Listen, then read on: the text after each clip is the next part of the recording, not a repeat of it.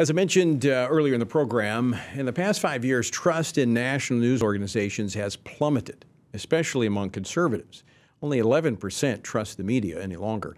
And the clear and growing leftist bias of the legacy media has fueled a revolution in media consumption not seen since the advent of cable news. As more and more conservative Americans feel increasingly disenfranchised, new investments are being made to cater to those pursuing alternatives. So what have we observed so far as the information environment undergoes this change? With me now to talk about this is Mark Tapscott, Capitol Hill correspondent for Epoch Times. Mark, welcome. Tony, how are you doing today? Good. Okay, a little bit of debate here. Epoch Times, how do you say it? Epoch Times. Epoch Times. All right, I'm going to have to practice that before you come on next time. But Epoch Times, and you're a part of this because people no longer trust the legacy news. That's what gave rise to the reporting that you're doing. I'm a subscriber. I get the weekend edition at my home in Louisiana. But you're observing this across the board. Tell us about it. Well, actually, I've been observing it for several decades now because after I left the Reagan administration as a Reagan political appointee, excuse me, in 1985, I went to work as a reporter with the Washington Times, which was one of the very early independent conservative efforts to create a alternative to the Washington Post, the New York Times, ABC, CBS, and NBC, the establishment media. Nobody had heard of the internet back then, but a few years later, we get Al Gore's superhighway, and people start looking at it and saying, you know, I don't believe the New York Times. There should be something on this new internet where I can get news that I can trust. And it took a long time for it to happen, but it did happen. And one of the results of that is that today, literally millions and millions and millions of people, conservatives and independents, and even lots of Democrats, are turning to independent, generally conservative media sources on the internet. And that's, as you said, it's a revolution.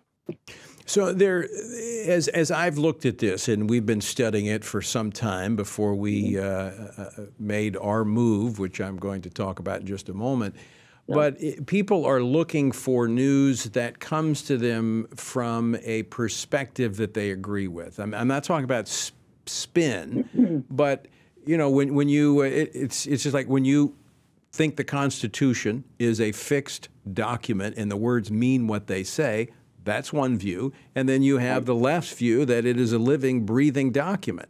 And so if you are trying to communicate with someone that has a different understanding of the concept of the Constitution, it's hard to come to an agreement. So people are looking to get news from a perspective that they understand and fits the framework of their worldview.